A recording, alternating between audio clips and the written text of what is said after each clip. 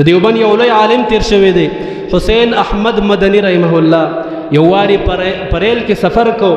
چې سفر یې کړی دی په دې ریل کې ورسره یو سیک یو هندو هغه ورسره ملګری دی سلک سفر یې کړی دی دغه سیک د دو لوی او دسماتي ضرورت راغلی دی نو دی تللی دی بیت الخلا ته چې بیت الخلا ته لاړ بیا واپس راووتو قضای حاجت یې پوره نه کو حسین احمد مدنی رحمه الله پې پوه شو چې سچل خو دی خو د بیت الخلا نه واپس راغی حسین احمد مدنی رحمه الله را فاسدو دننه لاړ چې بیت الخلا یې وکت هغه ټوله ګنده پرته ده وی ښه وی دی ځکه د بیت الخلا نه واپس شو چې بیت الخلا ټوله ګنده پرته ده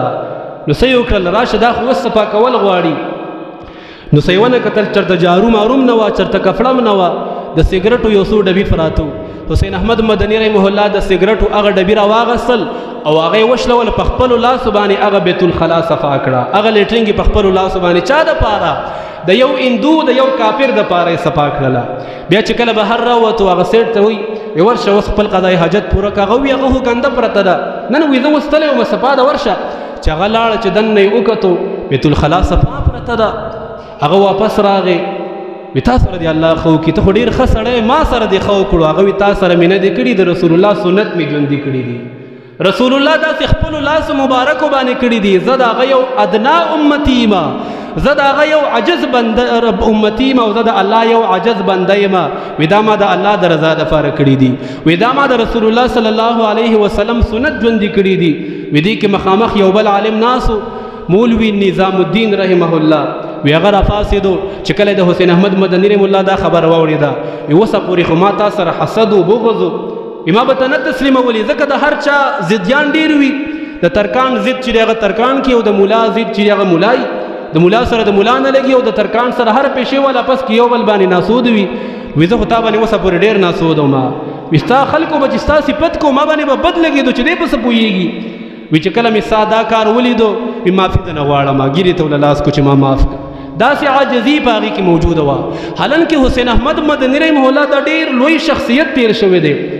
پاکستان کې چې څومره لوی لوی علما لوی لوی شیوخ دي د ټولو د احادیثو سند چې دی د هغه ته رسېږي دومره عظیم شخصیت لیکن بل طرف ته عاجزي وګوره څومره عاجزي ده پکې نو الله جل جلاله ته هغه عمل مقصود دی چې هغې کې عاجزي وي هغې کې اخلاص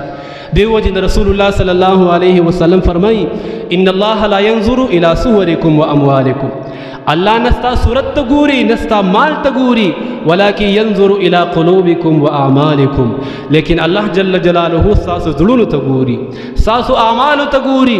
د شکل صورت نه به ډېر ښایسته وي ډېر مال او دولت به وي د سره لیکن زړه به دې غني نه وي په زړه کې به دې ریا وي زړه کې به دې دکلاوه وي زړه کې چې کوم عمل کې په هغې کې به اخلاص نه وي نو الله جل جلاله ته ستا دغه خایس مقبول نه دی دا هم تاله څه پیدا نشي درکولی که دې خایس پیدا ورکوله ابولهب ته به یې ورکوله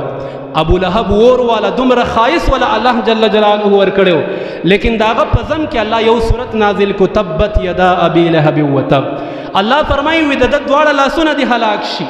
ولې په خایس باندې وی الله به د هغه صفت کړی وی چې دا خو ډېر ښایسته دی که په بادشاهۍ باندې وی د فرعون به الله صفت کړی وی ټوله دنیا باندې بادشاهي کړې ده که په مالدارۍ باندې وی د قارون به الله صفت کړی وی ان قارون کان من قوم موسی فبغى علیهم او د قارون سره څومره مال او دولتو دومره وي دومره د هغه خزانې وي چې د هغې چابیانې د هغې خزانو چابیانې به یو لوی جماعت اوچتولې دومره ډېرې خزانې وي چې دومره لوی چابیانې به یې وي لیکن نه مال په پیدا باندې راځي نه خایس په پیدا راځي نه دولت په پیدا باندې راځي صرف یوه عاجزي د الله جل جلاله په دربار کې دا په پیدا باندې راځي الله دې عمل